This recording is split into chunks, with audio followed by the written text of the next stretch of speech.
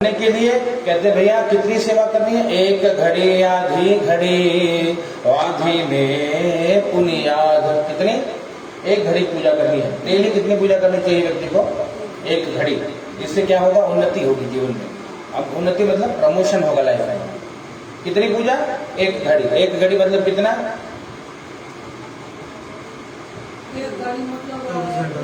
24 minute. एक घड़ी मतलब 24 मिनट। जो 24 मिनट भी भगवान की सेवा कर लेता है कहते उसका कल्याण है। पर कहते कलयुग में व्यक्ति का मन नहीं लगता। सबसे बड़ा जो समस्या है व्यक्ति के साथ। और बाकी कर्म कर मोबाइल में क्या बोलते पबजी खेली पड़ी तो पूरी दिन रात बीत जाए, पता ना चली कई जने के मारे, है ना। और भजन करने बैठना हो, मन नहीं लगे कि मैं माई को बोले 1 घंटा बोले रहो, 2 घंटा बीत गया। ऐसे पूजा कोई करे भाई? ऐसे पूजा ना हो। कहने का मतलब ये कलयुग की प्रधानता है। कली क्या करता है? आपका मन भगवान में नहीं लगने देगा और इसीलिए जीव दुखी है। आप देखना कौन जीव दुखी है? जो भगवान से दूर है, जो धर्म से दूर है, जो अधर्म पूर्वक आचरण कर रहा है वो दुखी है। सुखी कौन है? जो धर्म से जी रहा है ना। हमारे शास्त्रों ने किसी भी विषय के लिए व्यक्ति को मना नहीं किया, किसी के लिए मना नहीं किया। जो चाहे वो करिए, है ना। हर व्यक्ति स्वतंत्र है। गीता में भगवान कहते हैं कर्मण्ये वाधिकारस्ते मा फलेषु कदाचन। क्या कहते हैं भगवान? कर्मण्ये वाधिकारस्ते। कर्म करने के लिए भगवान ने जीव को स्वतंत्र किया। सभी लोग स्वतंत्र है, जो मन में आए वो करिए, है ना। लेकिन क्या? मा फलेषु कदाचन। फल कौन देगा? फल भगवान देंगे। और कैसा फल मिलेगा? तो कहते मराठी में गीत जैसे जाच कर्मा तसे और फल देते रे ईश्वर, है ना। जो जैसे करही सो तस फल चाखा, मानस में दादा लिखते हैं। तो ये कथा इसलिए सुनी जाती है कि हमारे कर्म सुधर जाए बस, और बाकी तो अपने आप मिल जाएगा, सब ऑटोमेटिक। जब वो कबीर बाबा लिखते हैं करता था तो क्यों किया, अब करी क्यों पछताए, है ना। अब बोया पेड़ बबूल का तो आम कहाँ से खाए। जीवन में जब एक समय ऐसा आएगा कि हम बैठ करके किसी एकांत में पछताएंगे, क्या समय था हमने कुछ किया था, है? और जब समय गए फिर क्या पछताना, है ना। कि जब चिड़िया चुके खेत, इसीलिए क्या करें? अभी भी समय नहीं गया है, अभी भी समय हाथ में है। हम लोग अभी युवा होने जा रहे हैं पूर्णतः, और युवा होने जा रहे हैं तो अभी मौका है हमारे पास, जो चाहे वो कर ले, है ना। और सब सरल है, बहुत कठिन नहीं है। भगवान की सेवा कठिन नहीं है। जीवन में मानस में दादा लिखते हैं सकल पदार्थ है जग माहे और कर्महीन नर पावत नाही। जो कर्महीन है, जिसने कर्म नहीं किया वो नहीं मिलता, उसे नहीं मिलेगा और कभी नहीं मिलेगा। पर जो कर्म करता है कहते हैं उसके लिए भी सकल पदार्थ है जग में। इस जगत में सब मिल जाएगा, वो जो चाहेगा, है ना। और याद रखना आर्ट ऑफ लिविंग यदि आ गया व्यक्ति को, जीवन जीने की कला जिसे आ गई, वो सुखी हो गया, वो संपन्न हो गया। उससे बड़ा कोई अमीर नहीं है। सोच से तो अमीर बनता, आप अंबानी बन जाओ तो बिल गेट्स की यात्रा होगी, है ना। और वो भी अंदर की तृष्णा पूरी नहीं होगी, आपको शांति नहीं मिलेगी, नहीं और आ जाए। और एक दिन टिकट कट जाएगा बीच में, कोरोना जैसे कोई महामारी आएगी तो बोलेगी चल भैया सीताराम, है ना। तो क्या करना? ये कथा ये सिखाती है, कुछ सूत्र लेकर के जाइए। ये कथा सुनिए तो कुछ सूत्र लीजिए। क्या सूत्र लीजिए? हमको जीवन ऐसे जीना है जैसे ये आखिरी जीवन है ना। हमको दिन ऐसे जीना है शायद ये आखिरी दिन हो, कोई भरोसा नहीं कब ये श्वास रुक जाए। इसलिए गीत गाते हैं क्या भरोसा है इस जिंदगी का और साथ देती नहीं ये किसी का, है ना। कोई साथ और कोई भरोसा नहीं। हम कितना भी इसको सजाए संवारे, कितना भी बनाकर रखने का प्रयास करें, समय आने पे आएगा जब रे बुलावा हरि का और छोड़ के सब कुछ जाना पड़ेगा।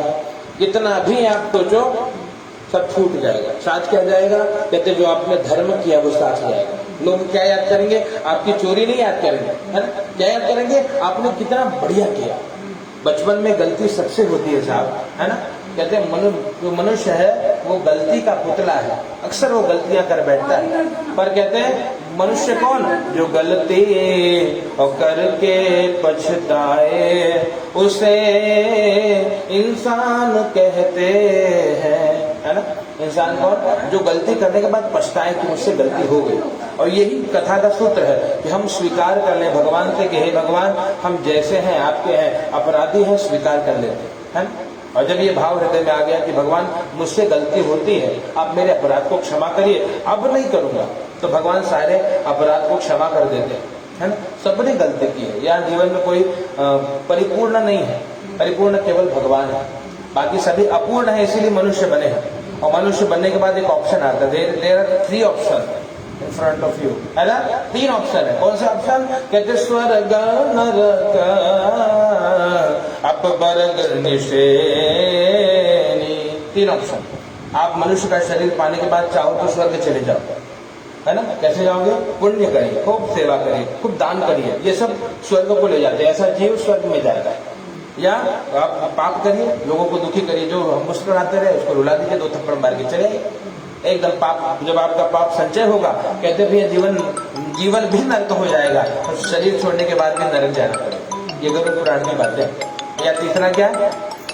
स्वर्ग नरक अपवर्ग मतलब मुक्ति। मनुष्य के जीवन का अंतिम लक्ष्य क्या है? पुष्प ले लीजिए हाथ में। मनुष्य के जीवन का अंतिम लक्ष्य क्या है? मुक्ति, है ना। 4 पुरुषार्थ होते हैं हमारी संस्कृति में। कौन से? सुना होगा आपने कभी? धर्म, है ना, फिर अर्थ, खूब पैसे कमाइए। धर्म मतलब बहुत धर्म पूर्वक बहुत सारा धर्म, उतना कमाइए जितने में आपके मन को संतुष्टि न मिल जाए, है ना, उतना कमा लीजिए। और कमा के एक दिन लगे बहुत कमा लिया, बस अब छोड़ो, अब आनंद में रहेंगे, तब तक कमाइए। और ये कब होगा? दूसरी अवस्था में, जब हम लोग युवा बन रहे हैं, गृहस्थ में प्रवेश करने जाएंगे कुछ ही वर्षों में, है ना, संतान होंगे, बच्चे आएंगे, पत्नी होगी, तब हम लोग चाहे जितना धन कमाना चाहे कमाए। ये दूसरी अवस्था। धर्म के बाद अर्थ। वैसे तीसरा क्या है? काम, है ना। काम मतलब संतान उत्पत्ति करना, है ना, अपने जैसे औरों को जन्म देना, है ना। धर्म, अर्थ, काम और चौथा फिर अंत में शरीर छोड़ने के बाद मुक्ति मिले, है ना। ऐसे जीवन में 4 आश्रम होते हैं। कौन से? बताइए। आश्रम, ब्रह्मचर्य आश्रम, सुना है आपने एक शब्द, ब्रह्मचर्य आश्रम। दूसरा, ये भी 7वीं 8वीं में था। दूसरा हमको तो नहीं था, बिल्कुल था। ये सारे पढ़ाई में ध्यान नहीं पहुंचा। ब्रह्मचर्य, गृहस्थ, वानप्रस्थ, संन्यास, ये 4 आश्रम है। हर मनुष्य के जीवन के 4 आश्रम। क्या? ब्रह्मचर्य, हम ये मान करके चलते हैं, वेद मंत्र कहते हैं शतमनु शर्दोवंति देवा, कितना जीना है? 100 साल तक हमको जीवन जीना है, और 100 साल में 25 तक ब्रह्मचर्य का पालन।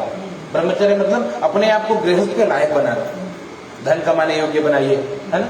अपने आप को पूरी तरह योग्य, मतलब अगर आपका आधार ठीक हो, कोई बिल्डिंग खड़ी करने के पहले उसकी नींव को मजबूत करना होता है, और यह है ब्रह्मचर्य। अपनी नींव को मजबूत करिए। दूसरा, फिर गृहस्थ में जाएंगे, है ना। गृहस्थ मतलब 25 to 50 क्या करना है? संतान उत्पन्न करना है, और क्या करना है?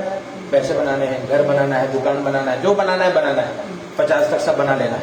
उसके बाद धीरे धीरे छोड़ना है। बच्चा बड़ा हो गया, अब उसको सौंप दो दायित्व, भाई अब तेरा काम है, इसको संभालो और आगे बढ़े। और हम धीरे धीरे त्यागे, क्योंकि जो ममता हो गई है ना, शरीर से या परिवार से, संपत्ति से, उसको त्यागने की जो प्रैक्टिस, ये 25 साल लग जाएंगे, उसको वानप्रस्थ बोलते हैं। और फिर 75 में जीव छोड़ देता था, भैया धन्यवाद, चलिए अब आप लोग अपना काम समय, हम भजन करेंगे, है ना। अब प्रभु कृपा करहूं एहि भांति, क्या कृपा? सब तज भजना करहूं दिन राति। यहाँ भजन का परसेंटेज भी बढ़ने लगता है ना। ब्रह्मचर्य में 25% भजन करते हैं, है ना। और फिर वो जो गृहस्थी है वो 50% अधिक समय देता है भगवान, ताकि हमारा व्यापार चलता रहे, परिवार चलता रहे। वानप्रस्थ 75 टाइम कहाँ देगा? भगवान को, और 25 परिवार को।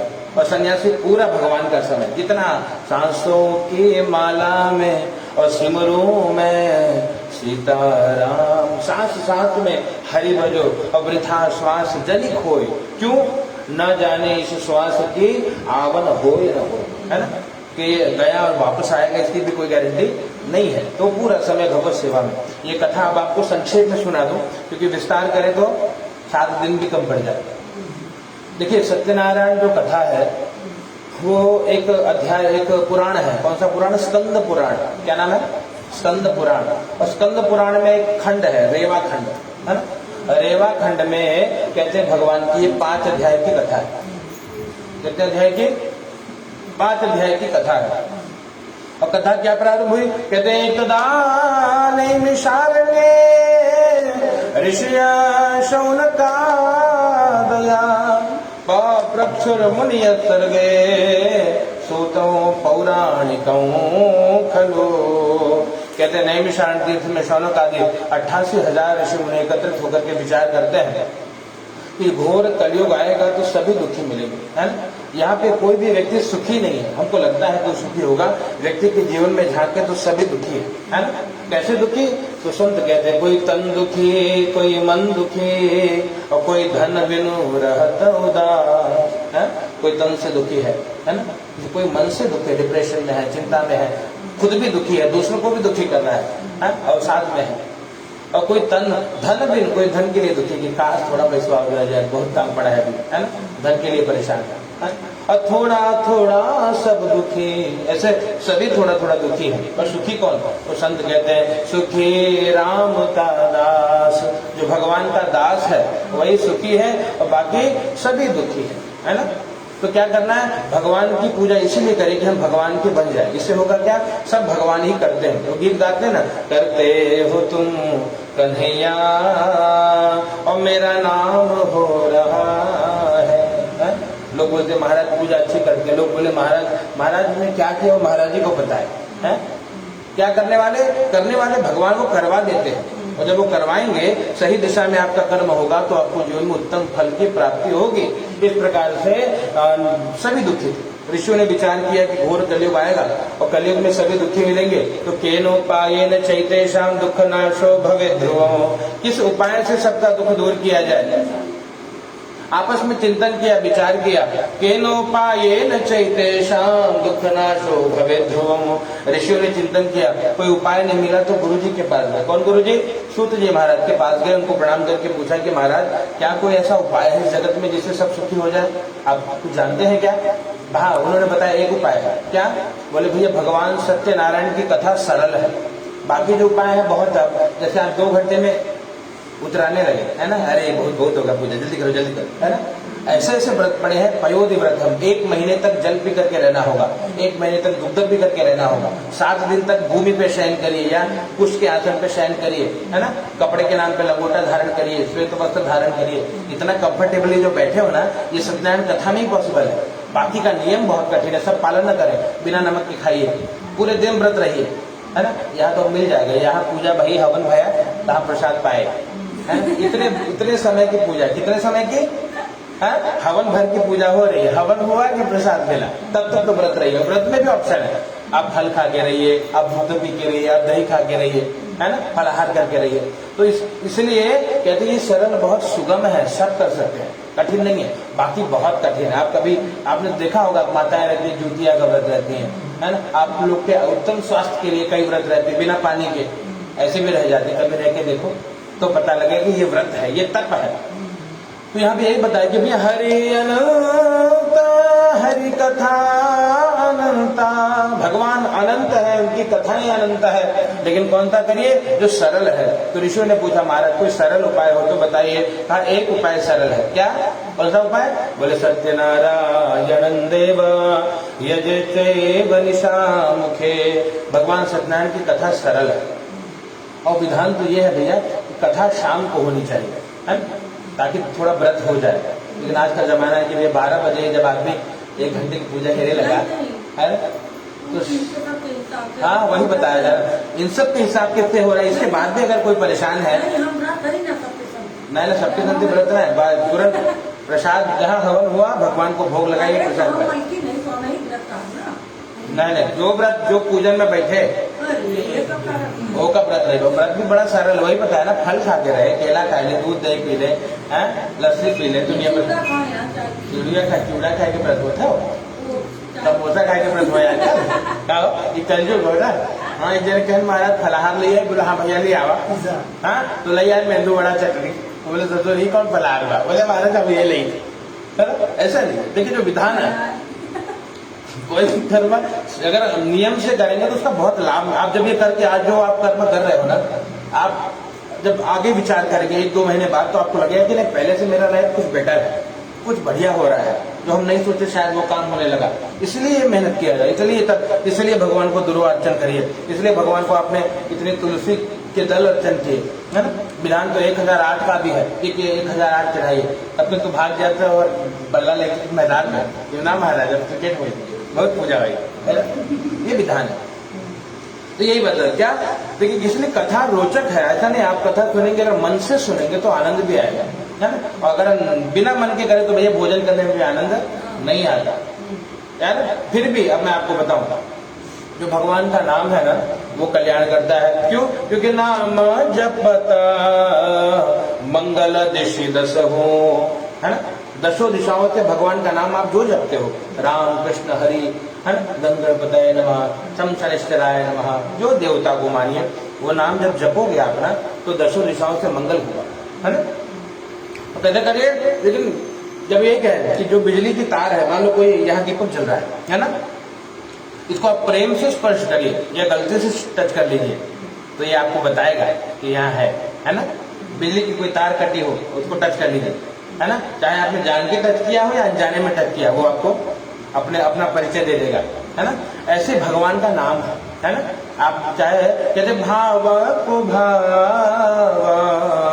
अनख आलस हो, कैसे भी नाम लीजिए, चाहे भाव से लीजिए, चाहे वो भाव से लीजिए, चाहे आलस्य में लीजिए, क्या होगा, नाम जपत मंगल दिशि दस हो।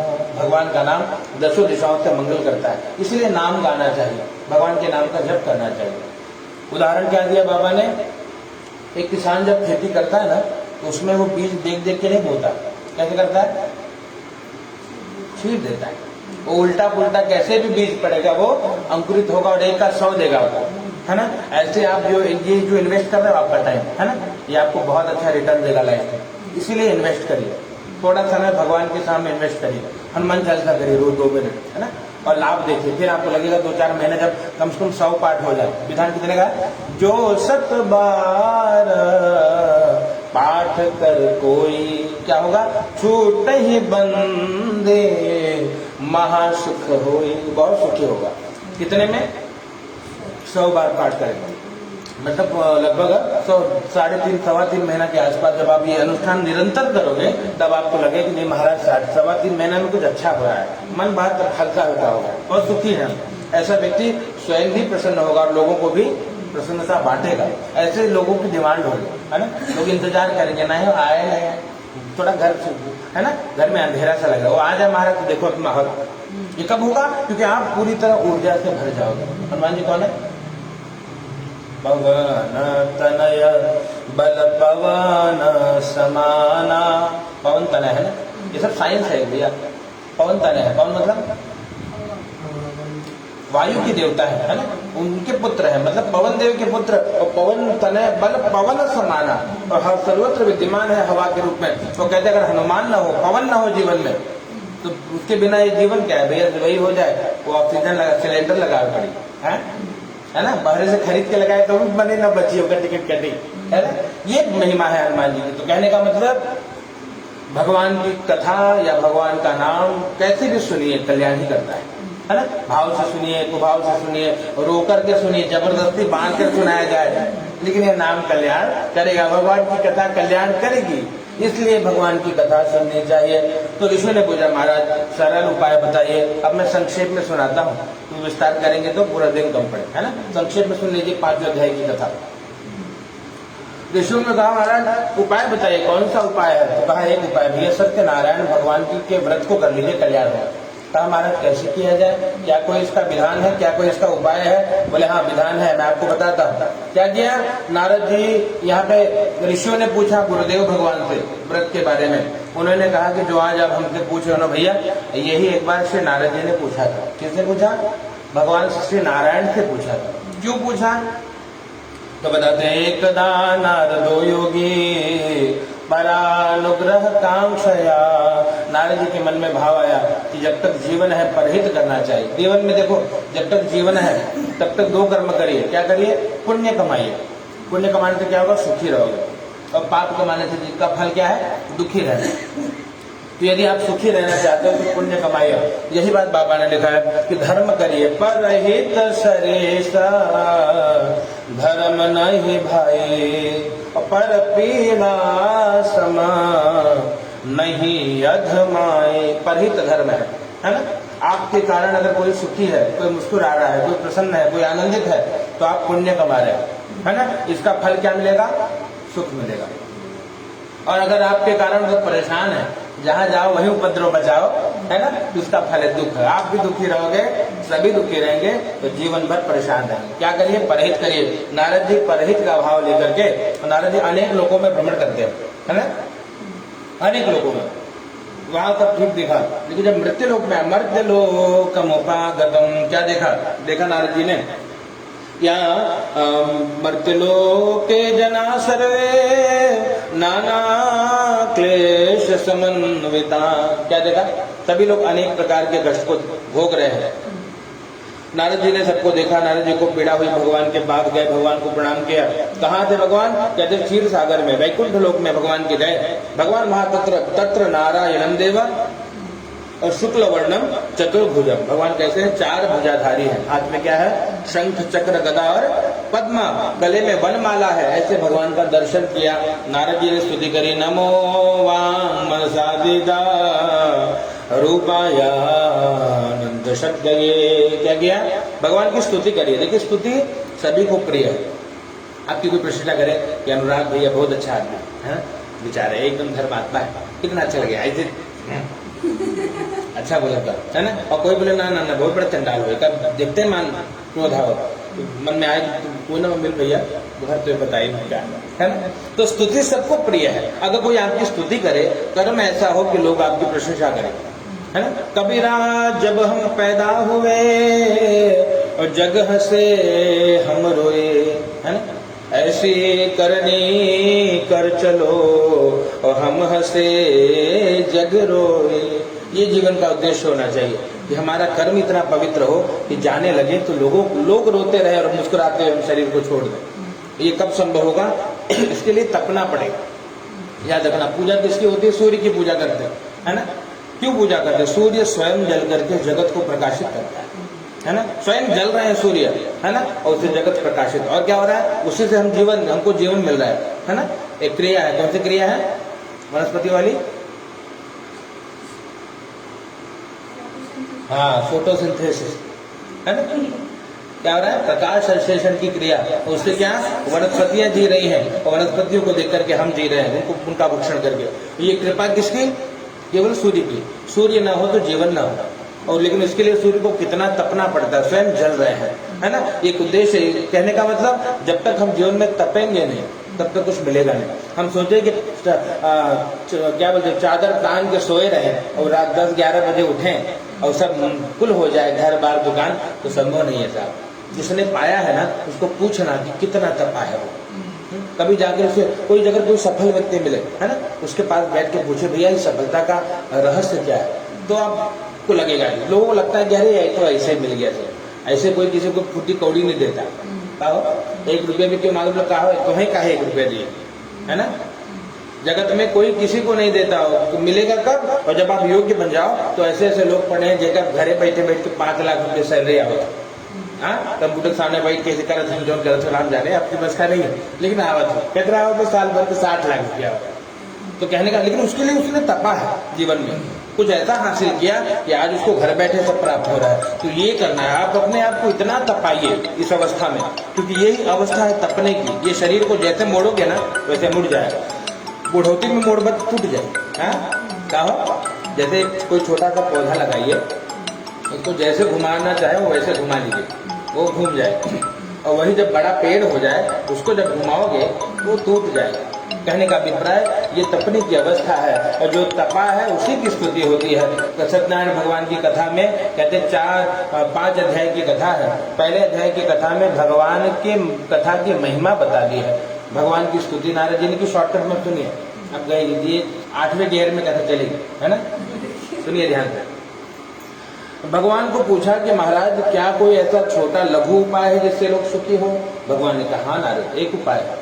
बोले कौन सा है भगवान? कहा सत्यनारायणम देवा यजेच्चैव निशामुखे। क्या है? कहते सत्यनारायण देवा यजेच्चैव निशामुखे। विज्ञान का भी सदुपयोग। लोग कहते हैं कि महाराज मोबाइल बहुत, देखिए जीवन में हर वस्तु उपयोगी है ना? आपको उपयोग करना आना चाहिए, है ना? अगर आपको उपयोग करने नहीं आता तो कहते हैं ये अमृत भी है और ये जहर भी है। विज्ञान के माध्यम से देखिए यहाँ लगभग 5,000 लोग भगवान की कथा सुनेंगे यहाँ, और घर बैठे बैठे पुण्य मिल जाए, लोग ध्यान से सुन रहे कथा, है ना? और कुछ लोग इसमें ऐसे भी दक्षिणों भेज देते उनको आशीर्वाद, गूगल पे पहुंच जा रहे हैं, तब काम अपने आप हो, ऐसी दक्षिणा हो। कहने का मतलब तो जगत में हर चीज अगर आपको उपयोग करने आता है तो जीवन में कोई भी वस्तु निकृष्ट नहीं है। जैसे आपको एक उदाहरण दिया गया शास्त्रों में, एक है विष और एक है अमृत, है ना? विष का दुरुपयोग करने के कारण वो विष का सदुपयोग। अब विष का क्या सदुपयोग? जैसे मालूम है आपको, बोले विष कब निकला जानते हो?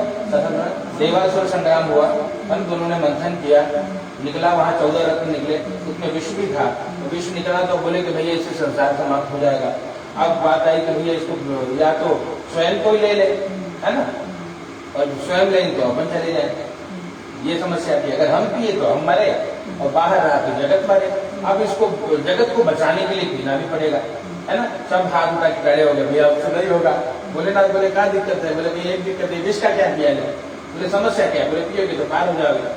बोले अच्छा तो भाई हम प्रयास करते हैं, खलाल विष को लिया और न पिए, है ना, है ना? न स्वयं मरे न जगत को मरने दिया। क्या किया? कंठ में धारण कर लिया, यही रोक दिया। जगत अंदर गया तो हम चले जाएंगे, बाहर मिला तो जगत मर जाए, है ना? कंठ नीला पड़ गया, इससे भगवान का नाम क्या पड़ा? नीलकंठ महादेव की जय। कहने का मतलब ये है कि इस प्रकार से विष का दुरुपयोग करने के कारण भगवान नीलकंठ के रूप में पूजित हो गए, है ना? और अमृत का है ना, विष का सदुपयोग हुआ। और एक अमृत है, अमृत किसने पिया था? राहु केतु ने, चोरी से पिया तो क्या हुआ? काट दिया गया। एक राहु है, एक है ना केतु बन करके लटक रहे हैं ऊपर, कोई काम भी नहीं। कहने का मतलब यहाँ वहां भी उपद्रव मचा रहे, यहाँ भी इसकी कुंडली में राहु केतु आए, वो सर्वा उत्पाद मचाना चालू है ना? कहने का मतलब ये कि जीवन में अगर आपको सदुपयोग करने आ गया तो सब कुछ उपयोगी है, अगर दुरुपयोग करने आ गया तो भैया कोई कुछ भी काम का नहीं। तो ये कथा यही करके आपको उस योग्य बनाती है। फर्स्ट डिजर्व देन डिजायर, है ना? पहले आप योग्य बनिए और फिर देखिए सब कुछ आपको प्राप्त होगा। एक भजन है, उनकी करुणा में कोई कमी है नहीं, और पात्रता में हमारी कमी रह गई। उनकी ममता में कोई कमी है नहीं, योग्यता में हमारी कमी रह गई। हम उस योग्य बने नहीं, है ना? आपके पास बड़ा पात्र होगा तो भगवान ज्यादा देंगे ना, तो अपने आप को उतना योग्य बना लीजिए कि आपको सब भर कर मिले। तो यहाँ यही भगवान की कथा है। नारद जी ने पूछा, महाराज कौन सा सरल उपाय? बोले सत्यनारायण। बोले इससे क्या मिलेगा? भगवान कहते हैं कृतवा सद्य सुखम भूतवा शांते सत्यपुरम, दोनों मिल जाएगा। मतलब करने पर सुख मिलेगा, जो दुख है जीवन में ना वो दूर होने लगेगा। और क्या होगा? अंत में शरीर छूटने के बाद मुक्ति मिलेगी। ये भगवान की कथा की महिमा है। नारद जी ने पुनः 4 प्रश्न पूछे। किम फलम किम विधानम च कृतं केनैव तद्व्रतं तत्सर्वं वितराग्रहे तदा कार्यं व्रतं प्रभो। क्या पूछा? किम फलम, फल क्या हमारा, क्या मिलेगा? क्या भैया धन धान्य मिलेगा, धन धान्य प्रवर्धन। और क्या मिलेगा? सौभाग्य संतति कर, जिसका विवाह नहीं होता उसका विवाह हो जाए, है ना? जिसे संतान नहीं होता उसके लिए संतति कर। और जो कहीं जो बार बार फेल हो रहा है लाइफ में, है ना, वो सर्वत्र विजय प्रदम, उसको हर जगह उसकी जय होगी। जय मतलब हर जगह वो सफल होगा, है ना? ये भगवान की कथा की महिमा है। सर्वत्र विजय प्रदम। नारद जी का दूसरा प्रश्न, किम विधानम, महाराज जी विधान क्या है? भगवान ने कहा भैया विधान ये है कि जिसका जो सामर्थ्य है ना, अपनी शक्ति के अनुसार पूजन करे। भगवान बोले महाराज की दक्षिणा कितनी? दक्षिणा 1 लाख रुपया से लेके दिया, बीच में जो दीजिए आ जाए उतना कर, है ना? कोई सीमा नहीं, अपने सामर्थ्य के अनुसार करिए, है ना? और इससे क्या होगा? किम फलम किम विधानो चा, इस प्रकार के केले के खंबे का बढ़िया भगवान का मंडप बनाइए, है ना? भगवान का आवाहन करिए, भगवान का विधिवत पूजन करिए, अभिषेक करिए। भगवान को तुलसी बहुत प्यारी है ना? तो तुलसी चढ़ाइए, बहुत महिमा है। शालिग्राम जी की सेवा, उनको तुलसी चढ़ाइए। गणपति जी को दुर्वा प्रिय है, उनको दुर्वा चढ़ाइए। इस प्रकार से जो करता है उसके सकल मनोरथ की पूर्ति भगवान करते हैं। तीसरा, कृतम के व्रत, किसने व्रत को किया है, कहा भैया शेष 4 अध्याय में बताया। और चौथा, कदा कार्यो व्रतो प्रभो, हे भगवान आपके व्रत को कब करना चाहिए, कोई मुहूर्त है, कहा भैया कोई मुहूर्त नहीं है। जब याद तुम्हारी आती है मैं तेरे दर पर आता हूँ, है ना, कोई मुहूर्त जब याद आ जाए भगवान की तब पूजन को करें। ऐसा करने से एवं कृते मनुष्याणाम वांछा सिद्धि भवेद्रो, ऐसा करने से भगवान सबके मनोकामना की पूर्ति करते हैं। इस प्रकार से कथा श्रवण करिए और ब्राह्मण को दक्षिणा देकर संतुष्ट करिए, भगवान को भोग लगाइए, स्वयं प्रसाद लीजिए, रात्रि को शयन भी करिए, तो भगवान के नाम का जप करते हुए शयन करना चाहिए। और जो इस प्रकार करे भगवान सभी कामना की पूर्ति कर देते हैं। प्रेम से बोलिए सत्यनारायण भगवान की जय। पुष्प अर्पित कर दीजिए, यहाँ लाके चढ़ा दीजिए, सभी लोग एक जगह पुनः ले लीजिए। सत्यनारायणाय नमो नमः। वृंदावन बिहारी लाल